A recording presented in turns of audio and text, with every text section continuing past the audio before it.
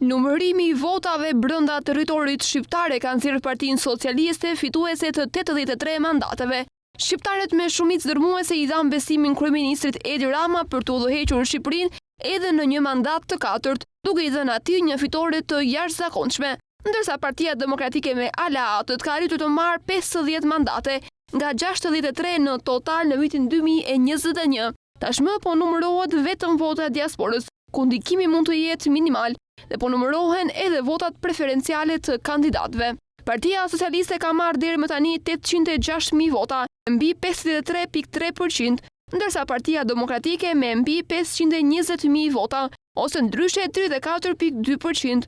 Partia Social-Demokrate e Tom Doshit ka arritur të marrë 3 mandate si në vitin 2021, nga një mandat të marrin koalicionin Nisma Shqipëria Bëhet, dhe Lëvizja Bashk me 1.5% të votave. Partitë e tjera të vogla nuk arrin të marrin asnjë mandat, ndërsa Agron Sheha I Partisë Mundësia ka arritur që të sigurojë 2 mandate në kryeqytet.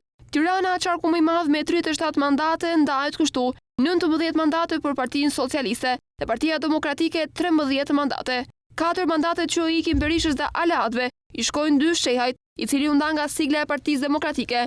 1 mandat e merr Arlind Çorri dhe 1 mandat Adriatik Lapaj.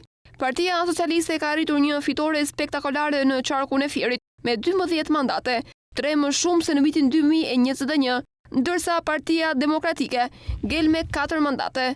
Edhe në Elbasan, diferenca mes Partisë Socialiste dhe Partisë Demokratike ka qenë e thellë, ku Partia Socialiste ka marrë 10 mandate, një rritje me 2 mandate nga viti 2021, ndërsa Partia Demokratike ka ngelur me 4 mandate në total.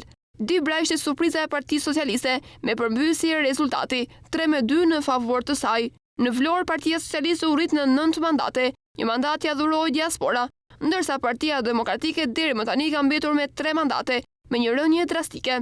Lezhë ka mbetur me të njëjtin rezultat si në vitin 2021, por Partia Demokratike ka pësuar një rënje drastike në veri me 14%, edhe pse ruan 4 mandate, ndërsa Partia Socialiste me 3 mandate. Socialistët kanë pësuar rritje edhe në Shkodër, me një mandat plus duke shkuar nga 3 në 4. Berisha ka zbritur edhe në bastionin e së djathtës me 13% dhe ka zbritur në 5 mandate. Edhe në qarkun e Korçës, socialistët mbajtën 6 mandate që morën në vitin 2021, edhe pse këtë vit Korça çonte 10 deputet në kuvend, jo 11 si para 4 vitesh. Mandaten e 11 e humbi Partia Demokratike, pasi rënja në përqindje krahasuar me zgjedhjet e vitit 2021 është rreth 14%. As në Durrës nuk ka patur ndryshim mandatesh, ku Partia Socialiste ruan 8 deputet, por me rritje, ndërkohë që Partia Demokratike ka arritur të marrë 4 mandate. Të njëjtat mandate ruajnë edhe në Kukës, 3-1 për Partinë Demokratike, por edhe në këtë qark Berisha ka pësuar rënje drastike. Partia Socialiste ka marrë në Berat 5 mandate dhe 2 Partia Demokratike.